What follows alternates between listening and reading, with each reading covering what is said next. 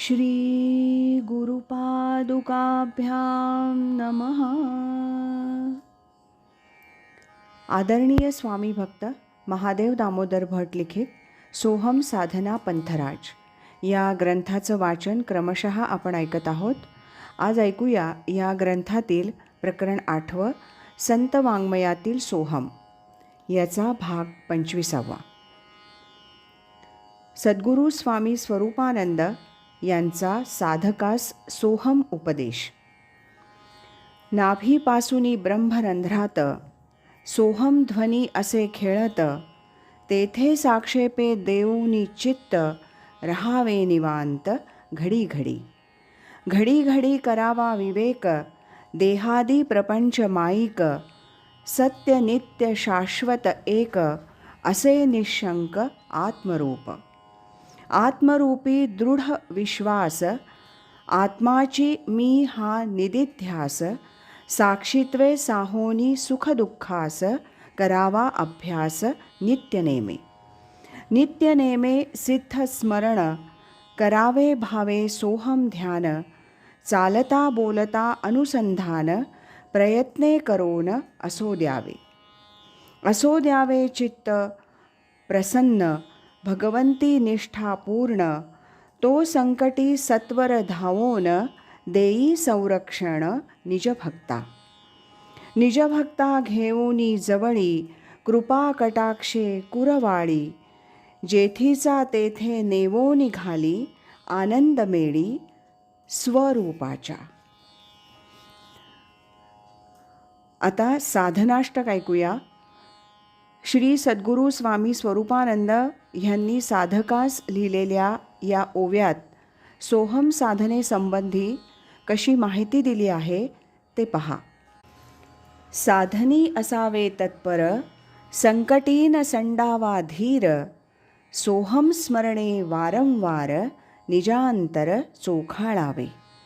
नाना वृत्तींचे स्फुरण अंतरी होतसे कोठून, साक्षीत्वे पहावे आपुले आपण अति अलिप्तपण ठेवोनिया. सर्वेंद्रियासह वर्तमान मनबुद्धी आणि अहंपण आत्मारामी समर्पून निजनिवांतपण उपभोगावे. चालता बोलता हिंडता फिरता लिहिता वाचिता खाता जेविता, नाना सुखदुःख भोग भोगिता निजात्मसत्ता आठवावी. होता सोहम भजनी तन्मय एकवटोनी ज्ञाता ज्ञेय, येई आत्मसुखाचा प्रत्यय अतींद्रिय स्वभावेचे. नाद श्रवण प्रकाश दर्शन तेथे श्रोता द्रष्टा कोण, तो आत्माची मी हे ओळखून तदनुसंधान राखावे. सदा स्वरूपानुसंधान हेची भक्ती हेची ज्ञान, तेणे तुटोनी कर्मबंधन परमसमाधान प्राप्त होय. क्लेशरहित संतोषी जीवन प्रयाणकाली सोहम स्मरण, घडो आवडी परमार्थ चिंतन आशीर्वचन तुम्हासी हे. स्वामी स्वरूपानंदांचं सोहम. काय सांगू संत कृपेचा नवलाव, प्रकटला देव अंतर्यामी. सोहम सोहम ऐसा नित्य निदिध्यास, लागला जीवास आपे आप. लिहिता वाचिता बोलता बैसता, देता घेता खाता हिंडता. तिन्ही अवस्थांचा झालो साक्षीभूत, राहिलो निवांत स्वामी म्हणे. निरोगी निर्मळ असावे शरीर, जाणते मंदिर देवाजीचे. मनबुद्धी शुद्ध असो देई नित्य, ते पूजा साहित्य देवाजीचे. सर्व काळ चित्त ठेवावे पवित्र, तेची पूजा पात्र देवाजीचे. सोहम भावे जीव पूजी नारायणा, सांडूनी मीपणा स्वामी म्हणे. ओळखी स्वरूप नको होऊ भ्रांत, अनादि अनंत आहेसी तू. देह मिळे अंती पंचमहाभूती, स्थिती त्या परती असे तुझी. नामरूपात्मक माईक संसार नित्य निर्विकार तूची एक. स्वामी म्हणे सोडी सोडी देहा हंता, सुखे भोगी सत्ता सोहम रूप.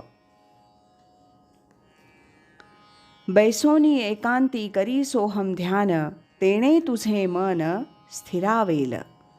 सोहम सोहम ऐसा शब्दावीण जप, होता आपे आप चित्त शुद्धी.